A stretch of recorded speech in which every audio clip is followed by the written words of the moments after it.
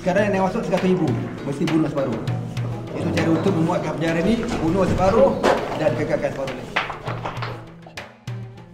Sebenarnya kita beruntung sebab sama dengan kita ni ada bekas panduan, bekas tahanan di dalam penjara Syria, iaitu Ustaz Yasir.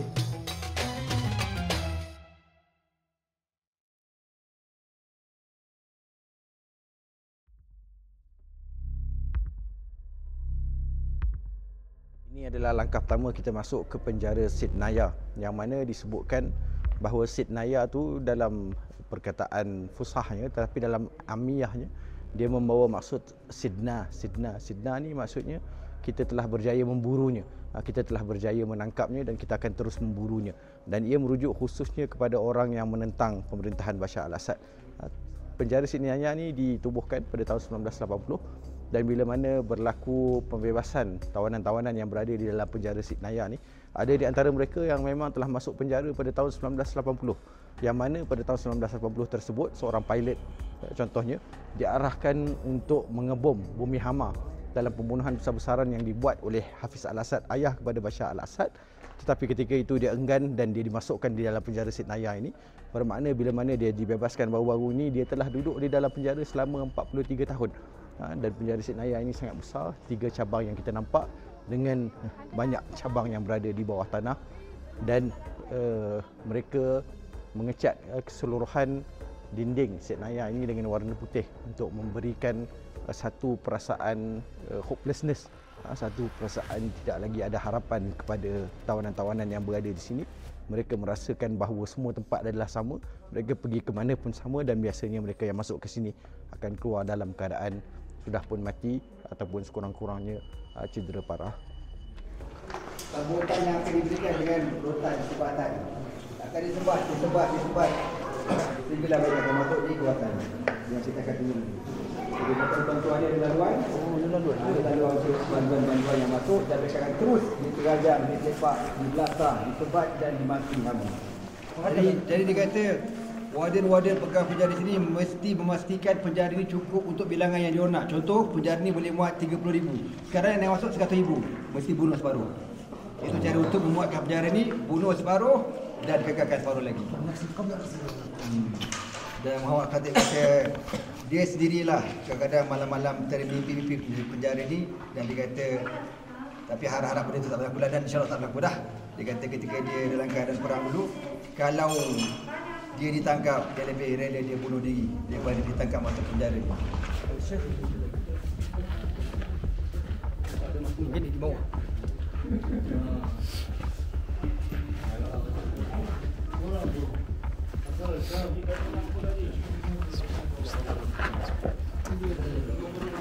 Buka lampu.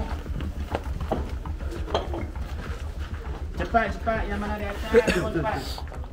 Bawah ni lagi rare nah.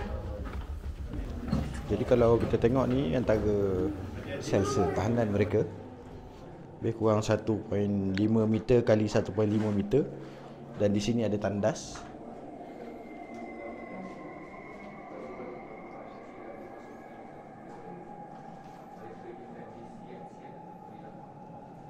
Dan dikongsikan oleh guide kita tadi bahawa dalam satu bilik ni dia boleh menempatkan 10 sehingga 15 orang dalam satu bilik seluas 1.5 meter kali 1.5 meter ini.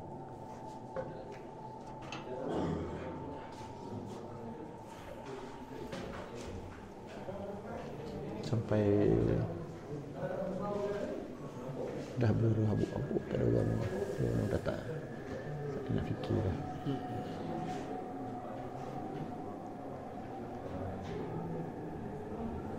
Kita nak fokuskan sikit, nak tunjukkan kepada kalian tulisan-tulisan yang ada di atas dinding ini yang memberi kesan kepada kita. Antaranya ialah di dinding ini, kalau kalian boleh fokus dan tengokkan, dituliskan azkar sabah wal masa. Maksudnya mereka yang berada di dalam tahanan ini, dia tuliskan zikir pagi dan petang yang dibacakan setiap hari sebagai penguat pada mereka untuk bertahan di dalam penjara ini. A'udzubillah dan sebagainya. Dan pada masa yang sama, penjara ini juga didiami oleh orang yang tak berapa nasihat. Dia melukis lukisan-lukisan yang tidak senonoh di dalam penjara ini. Tapi di dalam penjara lagi satu kita nak tunjukkan kepada kalian lebih menyedihkan.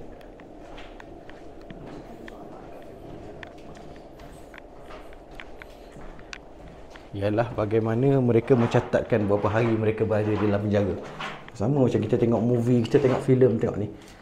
Dibuatkan petak-petak ini dan setiap 7 hari mereka akan tandakan 7 hari, 7 hari, 7 hari, 7 hari. Dan ini digunakan sebagai peringatan menandakan berapa lama mereka berada di dalam penjara. Ataupun sebagaimana yang kita baca, ada di antara mereka ni dah duduk dalam penjara berpuluh-puluh tahun. Jadi dinding sebesar ini tidaklah mencukupi untuk mereka menandakan berapa lama mereka sudah berada di sini. Dan ini lebih menyedihkan lagi kalau kalian tengok.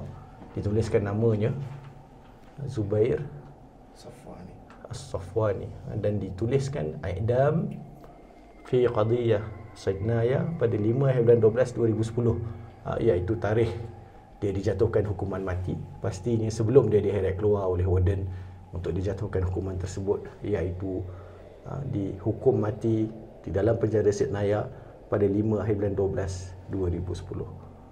Semoga Allah menerima syahid.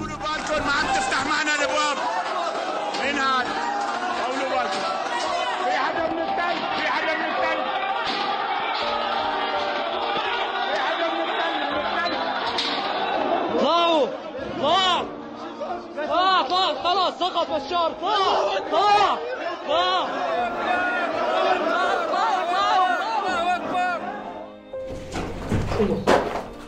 Kita beruntung bersama dengan kita ni ada bekas panduan, bekas tahanan di dalam penjara Syria, iaitu Ustaz Yasir.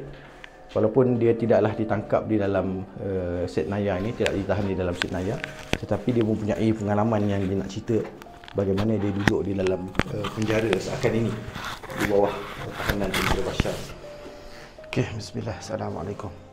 Kalau kita tengok sel yang sebesar ini, kami duduk 3 orang ini pun dah berasa sangat sempit. Saya ditempatkan sel yang sebesar ini sebanyak 10 orang. Sel yang sebesar ini sebanyak 10 orang dan tidak ada toilet, tidak ada tandas. Jadi bagi yang sel besar ini, kalau ada tandas, makna kata mewah lagi. Sel yang saya diduduki sebesar ini tiada ada tandas, 10 orang. Jadi setiap 15 minit akan duduk seorang untuk ditidur. Lepas tu ditukar bangun. Jadi duduk untuk tidur, ditukar bangun. Setiap kami 10 orang itu. Dan sehari hanya sekali saja diberi masa untuk membuang air kecil ataupun air besar. Iaitu kalau kita keluar di sini, contoh toiletnya di situ. Contoh toilet di situ, saya diberi keluar daripada sel ke toilet hanya 5 saat sahaja. 5 saat tuan-tuan dan puan-puan dikeluarkan merangkak selama 5 saat, sama ada kita buang air kecil ataupun air besar. Kalau lebih pada 5 saat, dia akan tibai, dia akan sepak, dia akan tenang. Begitulah saya duduk selama seminggu, iaitu di penjara Mazih Jawiyah di pinggir Dimashq. Saya alhamdulillah, ini memang izin Allah. Saya masuk selama seminggu dan saya dikeluarkan. Alhamdulillah, berasa sedikit tumbuk dan sepakan dan tamparan itu. Tapi Allah izin saya boleh keluar dan masih lagi sihat dan boleh lagi menduduki di bumi Syria. Difahamkan dan selama saya duduk di situ, suara teriak-teriak dari wanita dan dari kaum lelaki, teriak disebabkan pukulan. Kan, tiap-tiap hari kalau dikeluarkan ni dari toilet memang berlumuran darah jalan ini. Dan penjara Mazih Jawiyah itu, kalau siapa saja masuk, seperti mana di Sidnaya, tetapi masyhur dan famousnya Sidnaya ini memang penjara dibunuh dan dilapah manusia hidup-hidup. Kalau penjara saya duduk di Mazih Jawiyah itu macam Sidnaya juga, tetapi beza sedikit dia punya hukuman dia. Dan di situ pun kalau siapa masuk sama ada keluar jenazah ataupun duduk selama-lamanya. Kemungkinan yang duduk selamanya itu akan dipindah ke Sodnaya ini. Jadi Ustaz, dalam tempoh 7 hari tu soal siasat lah. Ya, tempoh selama 7 hari itu di soal siasat saya dituduhi melibatkan kesalahan yang besar. Jadi pada satu hari malam saya pergi ziarah seorang kawan yang lumpuh selepas maghrib ataupun isyak. Jadi dapat ketukan pintu dengan agak kuat dan kasar. Setelah dibuka pintu, mereka masuk dan terus menutup kepala saya. Terus menutup kepala saya ini dan tarik untuk menaiki kereta, terus dibawa ke Mazah Jawiyah. Apabila memang ketika itu malam saya tidak tahu pergi ke mana. Yang saya boleh tahu ke Mazah Jawiyah itu pun sebab selepas 7 hari saya dikeluarkan pun ditutup kepala, dia bawa sampai ke beberapa kilometer di hujung sana, barulah dicabut sarung kepala itu dan barulah saya boleh pandang ke belakang. Rupanya kawasan ini kawasan penjara Mazah Jawiyah. Berapa orang yang kita tangkap Ustaz masa tu? Waktu malam tu? 8 orang. 8 orang. Dan dikhabarkan waktu tu kalau kita hantar SMS ataupun WhatsApp pun dia boleh detect kita berada di lokasi mana. Ya, betul. Itulah teruk tak teruk keadaan Bashar, juga melibatkan seorang warga Malaysia kita sendiri. Tapi Alhamdulillah jiwanya kuat walaupun masukkan ke dalam penjara, tetapi dilepaskan dan tidak kembali ke bumi Malaysia, tetapi bertahan dan terus menuntut ilmu di bumi Syria yang berkata.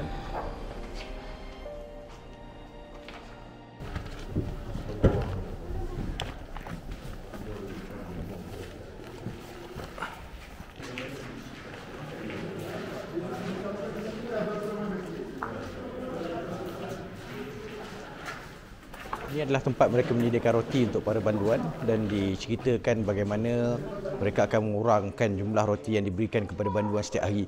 Contohnya satu sel mereka bagi setiap hari 2 keping roti, kemudian keesokannya mereka akan bagi 1 keping roti, kemudian separuh roti dan akhirnya mereka akan bagi 1 kepingan ataupun 1 cebisan kecil roti saja untuk dikongsikan dan dimakan bersama-sama, yang menjadi satu bentuk penyiksaan mental kepada mereka yang dipenjara di Sydnaya ini. Dan diceritakan oleh mereka yang dilepaskan daripada penjara ini bahawa mereka paling terkesan dengan penderitaan mental yang dibuat selain daripada penderitaan dalam bentuk penyiksaan yang berterusan untuk mereka.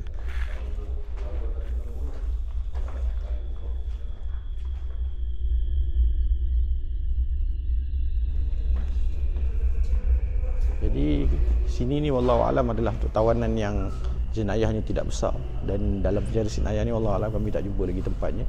Ada satu tempat yang disebut sebagai Red Wing yang dikhususkan untuk orang yang melawan Bashar al-Assad. Dari segi politik dan sebagainya, mereka ini ditempatkan di tempat yang paling buruk dan paling dahsyat. Dan yang kita nampak di sekeliling kita mungkin adalah untuk yang kurang jenayahnya, kerana mereka masih boleh melihat cahaya matahari dan sebagainya yang keluar. Satu lagi bentuk penyiksaan yang mereka gunakan di sini ialah mereka tidak membenarkan orang untuk bercakap di dalam penjara. Jadi bayangkan mereka duduk di dalam penjara ini dalam suasana sunyi sepi, langsung tidak ada suara, melainkan suara yang ada ialah suara mereka yang sedang diseksa. Jadi bila ada yang kena seksa, orang satu penjara boleh dengar suara jeritan orang yang diseksa tersebut. Dan mereka hanya menunggu giliran setiap malam jam 12 tengah malam. Warden penjara akan datang dan memanggil nama-nama di hadapan pintu penjara ataupun pintu sel mereka masing-masing, dan bila mana nama mereka dipanggil, maka mereka akan tahu bahawa orang ini tidak akan kembali lagi ke selnya. Orang ini akan mati, dibunuh dalam keadaan diseksa. Jadi selimut yang kalian nampak ini adalah selimut satu-satunya yang diberikan kepada mereka untuk mereka alas tidur, untuk mereka tutup batang tubuh mereka. Dan selimut ini yang tidak terlalu tebal, inilah yang digunakan juga pada musim sejuk.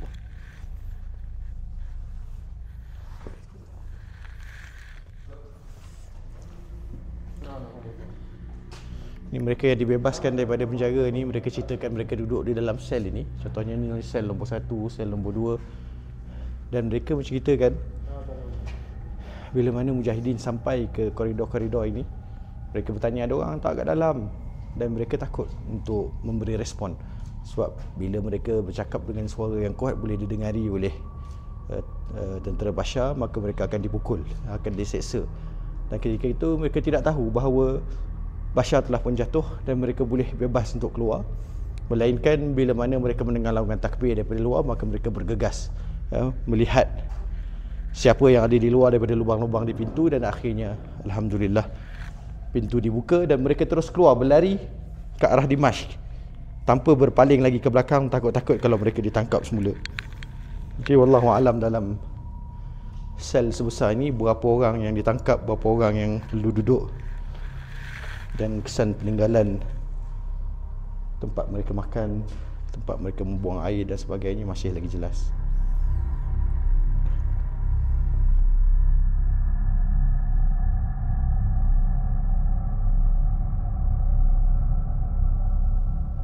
Kalau bawah tu macam teruk sikit dia tu kan. Kita sampai ke satu bahagian sebelah hujung bangunan di dalam penjara Sit Naya ni, dan bau sangat-sangat kuat. Bau darah, bau daging, dan dimaklumkan puncanya ialah daripada mesin ini. Dua-dua mesin ini yang digunakan untuk memotong mereka yang telah mati, untuk dihimpit mereka yang telah mati, untuk dimudahkan dimasukkan ke dalam bilik-bilik yang dipenuhi garam untuk dibuang seterusnya. Tong asid yang digunakan oleh tentera Bashar al-Assad untuk meleraikan daging dan juga tulang orang yang dibunuh untuk memudahkan dia diproses. Dan di sebelah sini kita melihat mesin yang lain pula yang digunakan untuk memampatkan tulang dan daging untuk memudahkan dia diproses dan tidak meninggalkan kesan.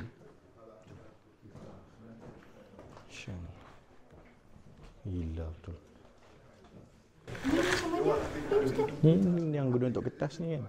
Dia letak orang. Dia letak orang baring kat sini. Tak buka. Dia pun ambil dah tulang banyak. Oh, tulang tu. Tapi dalil dia pula ketika mana mereka dapat tawan dan bebaskan masuk ke dalam penjara ini, semua ni sisa-sisa tulang masih ada di sini. Hancuran-hancuran tulang tu macam kaca tu.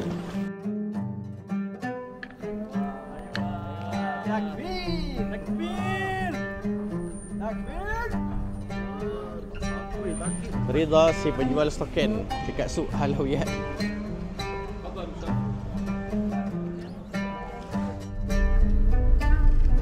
Kita masuk ke kawasan ni, nama dia kawasan Setinggan. Dan pelajar-pelajar Malaysia yang dulu-dulu akan ingatlah tempat ni.